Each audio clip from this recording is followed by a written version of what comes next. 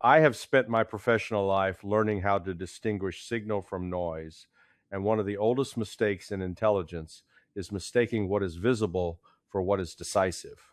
When policymakers talk about Russia today, they talk almost exclusively about the war everyone can see: tanks destroyed in Ukraine, missile strikes, casualty estimates, and shifting front lines.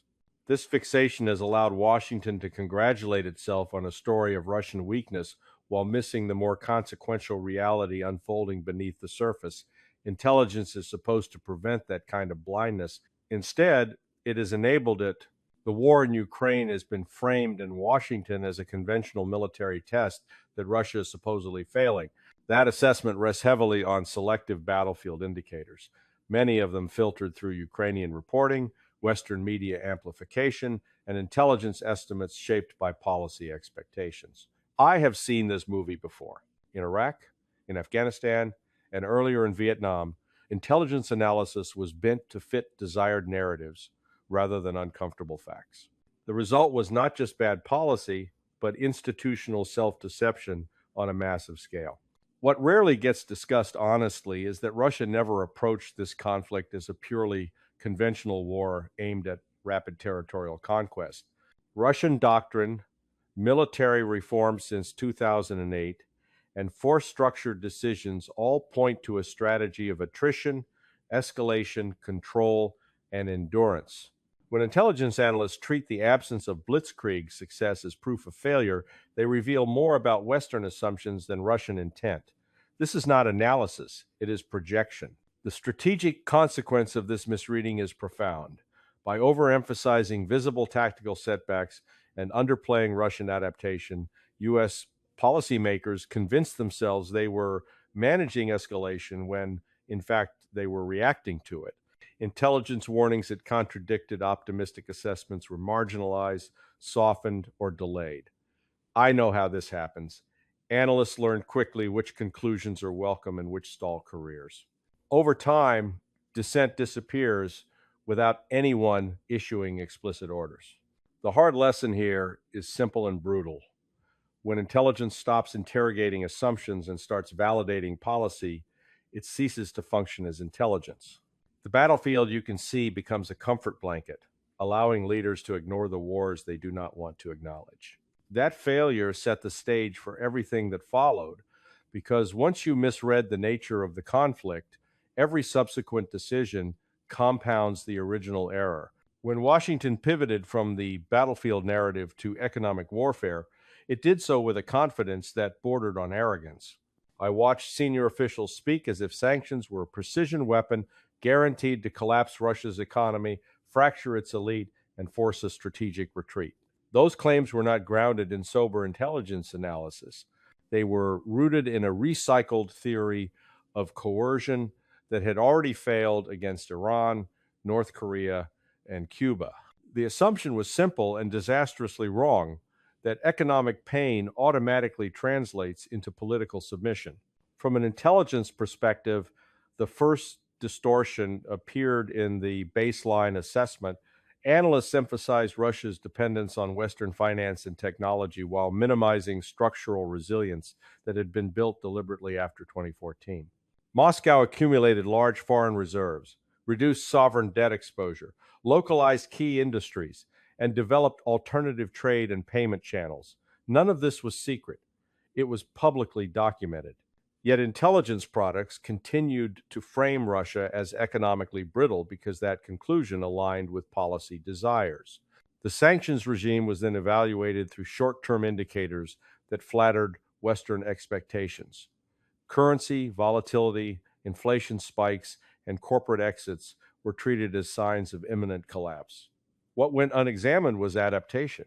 Russia imposed capital controls, redirected trade flows, increased energy exports to non-Western markets, and used state intervention to stabilize strategic sectors. Intelligence reporting acknowledged these moves but consistently downplayed their cumulative effect. That is a classic analytical failure, cataloging facts while refusing to revise conclusions. The strategic consequence was escalation without leverage. Sanctions became performative rather than coercive, signaling resolve to domestic audiences while hardening Russian threat perceptions. Instead of splitting elites, they consolidated them. Instead of isolating Moscow globally, they accelerated the erosion of dollar centrality and incentivized alternative financial arrangements. These were predictable second-order effects that intelligence should have flagged clearly and early. It did not, because doing so would have contradicted the political narrative that sanctions were decisive. What troubled me most was the internal logic used to defend failure. Each new sanctions package was justified by arguing that previous ones had not gone far enough. This is not analysis, it is faith-based escalation. Intelligence assessments became circular, measuring success by intent rather than outcome. When the predicted collapse failed to materialize, timelines were extended and definitions adjusted. The hard lesson is unavoidable. Economic warfare is not a substitute for strategy, and intelligence that serves as a cheerleader for coercion is worse than useless. It blinds policymakers to endurance, adaptation, and unintended consequences. Once that blindness sets in, credibility begins to erode not just abroad, but within the institutions tasked with telling uncomfortable truths. I have never believed that information warfare is about controlling facts. It is about shaping perception, narrowing debate, and disciplining doubt. What disturbed me during this conflict was not that Washington engaged in narrative management that is standard practice, but that intelligence institutions gradually mistook messaging for reality. When analysts begin consuming their own press releases, the line between assessment and propaganda collapses. From the earliest days of the war, the information environment was treated as a battle space where unity mattered more than accuracy. Intelligence briefings were calibrated for public release, leaks were curated, and inconvenient uncertainties were smoothed over. I watched assessments migrate from classified channels into talking points almost seamlessly. That migration should alarm anyone who understands intelligence, tradecraft. Real analysis is probabilistic, conditional, and often uncomfortable. What replaced it was declarative certainty designed for headlines. The distortion became self-reinforcing. Media outlets echoed official claims. Those echoes were cited as validation, and intelligence products then referenced the media environment as evidence of narrative dominance. This is a feedback loop, not verification. In past intelligence failures, from Iraq's weapons of mass destruction to Afghan security force readiness, the same pattern appeared. Confidence grew as independent validation declined. When dissenting analysts raised concerns, they were accused of undermining morale or aiding adversaries. I have heard those accusations before. They are the death rattle of analytical integrity. The strategic consequence was a dangerous overestimation of control. Policymakers assumed that shaping Western narratives equated to shaping global perceptions. Intelligence reporting underestimated how audiences outside the transatlantic bubble interpreted events through their own historical experiences of Western intervention, sanctions, and selective outrage. Russian messaging did not need to be persuasive, it only needed to highlight Western inconsistency. That asymmetry was consistently missed. Internally, the damage was deeper. Analysts learned to write toward pre-approved conclusions, language became sanitized, probabilities hardened into assertions, and alternative hypotheses were quietly dropped. Over time, institutions stopped asking whether the narrative matched reality and focused instead on whether it was coherent. Coherence is not truth, it is simply alignment. The hard lesson is one intelligence professionals are supposed to internalize early in their careers. When intelligence becomes a tool of narrative enforcement, it loses its corrective function. It stops warning and starts reassuring. In an information war, the most dangerous illusion is believing you are winning because your own audience is applauding. That illusion left Washington unprepared for the strategic shifts already underway beyond its narrative perimeter. The idea of fighting Russia through a proxy was sold in Washington as a low-risk, high-reward strategy. I listened to briefings that framed it as a controlled experiment. Bleed Russian military power, avoid direct confrontation, and preserve escalation dominance. From an intelligence standpoint, That logic rested on a stack of assumptions that were never stress tested against reality. Proxy wars are not abstractions, they are dynamic systems shaped by adversary adaptation, domestic constraints, and escalation psychology. Those realities were consistently discounted. The first distortion lay in how Ukrainian capability was assessed. Intelligence reporting emphasized Ukrainian motivation and tactical ingenuity while glossing over structural dependencies. Ukraine's military effectiveness was inseparable from Western intelligence, logistics, targeting data, and sustainment. That dependence created a paradox policymakers refused to confront. The more effective the proxy became, the less deniable Western involvement was. Analysts flagged this risk quietly, but it was politically inconvenient. Escalation control was assumed, not analyzed. At the same time, Russian adaptation was persistently underestimated.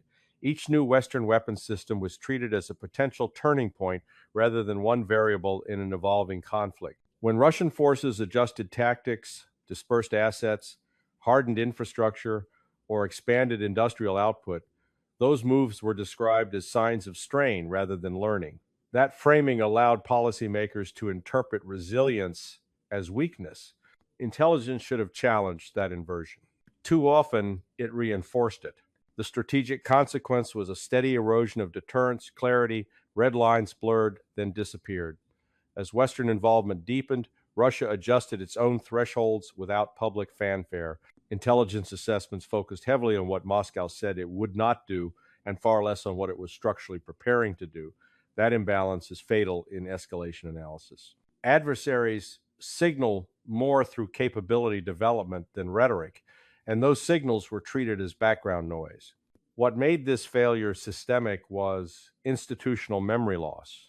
The United States has a long history of proxy conflicts producing outcomes opposite to those intended, from Afghanistan in the 1,980 seconds to Syria decades later. Intelligence lessons from those cases were known, documented, and largely ignored. Instead, optimistic analogies were selected, while cautionary ones were dismissed as irrelevant.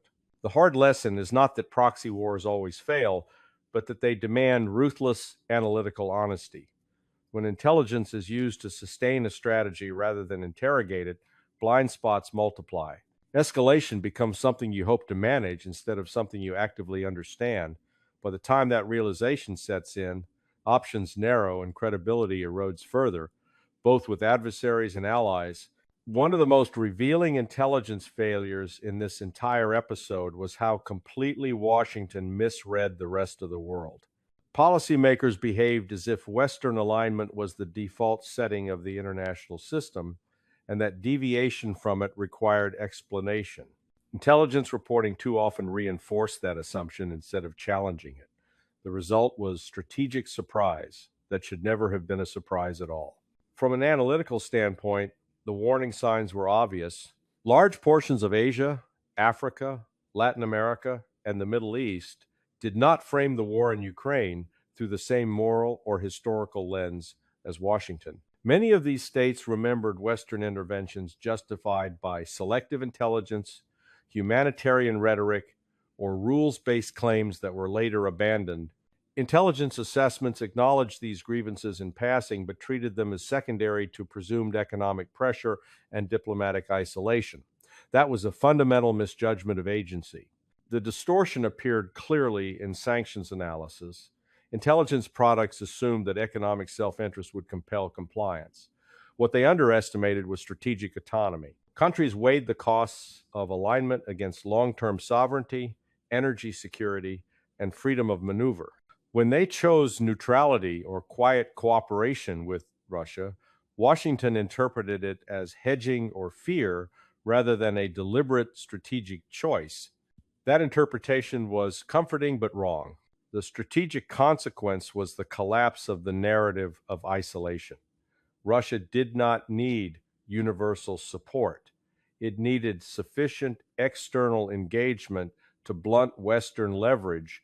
Intelligence underestimated how quickly alternative trade routes, financial arrangements, and diplomatic forums would absorb that shift. Instead of recognizing the emergence of a looser, interest-driven multipolar order, assessments clung to an outdated block model rooted in Cold War memory rather than present reality.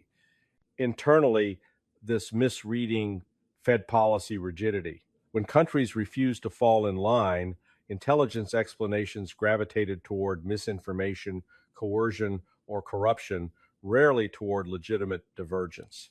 That reflex mirrored earlier failures in Iraq and Afghanistan, where local agency was consistently minimized. Intelligence that cannot accept disagreement as rational behavior is intelligence that cannot predict outcomes. The hard lesson here is stark. Global credibility is not enforced. It is accumulated. Once intelligence institutions internalize the belief that alignment equals legitimacy, they lose the ability to understand why influence decays. The Global South did not break ranks suddenly. It simply stopped pretending that Western narratives were universally binding. That shift exposed how narrow and self-referential American strategic thinking had become. By the time the strategic consequences became impossible to ignore, the deeper problem was no longer external. It was internal. Intelligence institutions had become captured not by foreign adversaries, but by their own incentive structures. I have seen this transformation from the inside, and it does not require conspiracy or bad faith. It requires only a slow alignment of career advancement with narrative conformity. The distortion begins subtly. Analysts learn which judgments are rewarded and which are tolerated. Over time, language shifts. Estimates become more confident where uncertainty would be honest. Caveats are buried. Alternative hypotheses are framed as low probability without rigorous testing. None of this is ordered. It emerges organically in systems where senior leadership is closely integrated with policymakers and where intelligence is valued more for reassurance than warning. What was once an adversarial relationship between intelligence and policy became a symbiotic one. Policymakers wanted validation, intelligence leaders wanted relevance. The result was analysis shaped to remain inside acceptable boundaries. I watched assessments that should have triggered fundamental policy reassessment instead be framed as manageable challenges. That framing preserved access and influence at the cost of truth. The strategic consequence was institutional inertia. When intelligence agencies become invested in the success of a narrative, acknowledging failure threatens credibility, budgets, and leadership reputations. This creates a powerful bias toward continuity. New data is interpreted through old assumptions. Signals that contradict the dominant frame are labeled anomalies. Over time, the organization loses its capacity for self-correction. This is not unprecedented. Similar dynamics preceded the intelligence failures surrounding Iraq's weapons programs and Afghan government stability. In both cases, dissent existed but was marginalized. Postmortems identified politicization, groupthink, and career pressure as key drivers. Those lessons were documented, then quietly ignored. Institutional memory proved shorter than institutional pride. The hard lesson is uncomfortable but unavoidable. Intelligence agencies cannot serve power and truth simultaneously without constant internal tension. When that tension disappears, it is a warning sign, not a success. An intelligence system that never surprises policymakers is one that has already failed its core mission. By the time reality intrudes, trust has eroded and options have narrowed to damage control. The final war, the one Washington least understands, is not being fought with missiles, sanctions, or narratives alone. It is a war over credibility, competence, and belief in American judgment. This war is largely invisible to policymakers because it does not announce itself with dramatic events. It reveals itself in quiet recalculations by allies, cautious distancing by partners, and a growing reluctance to accept U.S. intelligence assessments at face value. From an intelligence perspective, this is the most damaging outcome of all. Credibility is the foundation on which warning, deterrence, and influence rest. Once it erodes, even accurate intelligence is discounted. I have spoken with foreign officials who now treat U.S. assessments as advocacy documents rather than analytical products. That shift did not occur because of Russian persuasion. It occurred because Washington repeatedly used intelligence to justify predetermined policies then ask the world to ignore the results. The distortion here is self-reinforcing. Faced with skepticism, intelligence institutions double down on narrative coherence rather than analytical humility. Confidence is mistaken for authority. Dissenting external views are dismissed as disinformation or bad faith. This defensive posture further accelerates credibility loss. Intelligence that cannot acknowledge error cannot rebuild trust. The strategic consequence is isolation by overreach. Allies hedge, partners diversify, adversaries exploit predictability. None of this requires dramatic confrontation.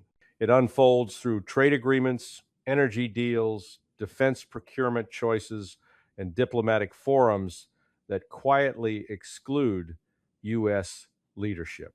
Intelligence reporting often captures these developments descriptively, but fails to connect them to the deeper cause: erosion of confidence in American strategic judgment. What makes this war invisible is that it lacks a clear endpoint. There is no treaty to sign, no territory to reclaim, no victory declaration. There is only gradual decline or deliberate reform. The latter requires an intelligence culture willing to confront its own failures honestly. That means restoring analytical independence, protecting dissent, and accepting that power does not guarantee correctness. The hard lesson is the one intelligence professionals are trained to deliver, but institutions struggle to accept. When intelligence becomes fiction, strategy becomes delusion. The collapse of the American strategic narrative was not inevitable. It was chosen incrementally every time comfort was prioritized over clarity. Reversing that collapse will not come from louder messaging or harsher sanctions.